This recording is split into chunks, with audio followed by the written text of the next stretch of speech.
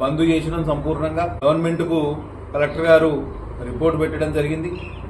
వెంటనే సాయంత్రం ముఖ్యమంత్రి గారు అటవీ శాఖ ప్రిన్సిపల్ సెక్రటరీ అహ్మద్ నదీం గారిని ఆదేశిస్తే ఇవాళ జీవో నెంబరు 49ని నిలుపుదల చేస్తూ తాత్కాలిక నిలుపుదల చేస్తూ మెమో నెంబరు 3602 ఈ మెమో ఇచ్చారు.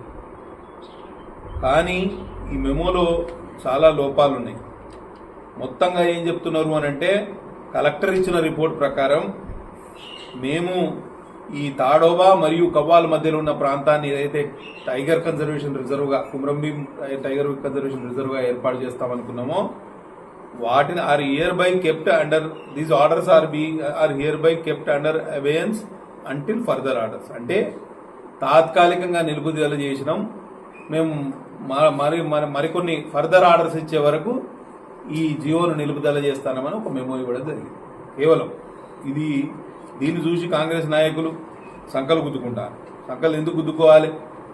సంకలు ఎప్పుడు గుద్దుకోవాలి? మీరు జీవోను పూర్తి స్థాయిలో రద్దు చేసినప్పుడు మీరు సంకలు గుద్దుకుంటే దానికి అర్థం ఉంటుంది. ఇవాళ తేలుగుట్టిన దొంగల్లాగా కాంగ్రెస్ నాయకులు 3-4 రోజుల పాటు హైదరాబాద్లో ఉన్నారు, మకాం వేసారు. మాకు కూడా సమాచారం ఉండే. సీతక్క గారిని కలిసినారు, అటవీ శాఖ మంత్రి గారిని కలిసినారు, ఇన్ఛార్జ్ మినిస్టర్ జూపల్లి కృష్ణారావు గారిని కలిసినారు, ఫారెస్ట్ ప్రిన్సిపల్ సెక్రటరీ గారిని కలిసినారు. తర్వాత ఈ మెమో వచ్చిన తర్వాత ముఖ్యమంత్రి గారిని కూడా కలిసి స్వీట్లు పంచుకున్నారు, శాలువాలు కప్పుకున్నారు, అంతా బాగానే ఉంది. కానీ ఇక్కడ చేసింది ఏంది? కేవలం తాత్కాలిక నిలుపుదల. మేము అడిగింది ఏంది? రద్దు.